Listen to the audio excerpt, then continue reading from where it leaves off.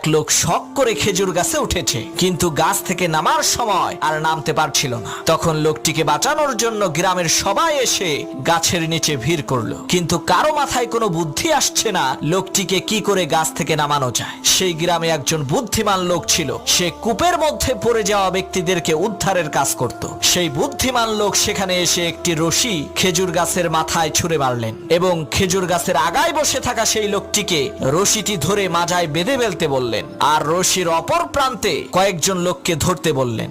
বুদ্ধিমান লোকটির কথা মতো তারা রশিটিকে ধরলেন। হঠাৎ করে সেই বুদ্ধিমান লোক বলল, এখন টান মারো।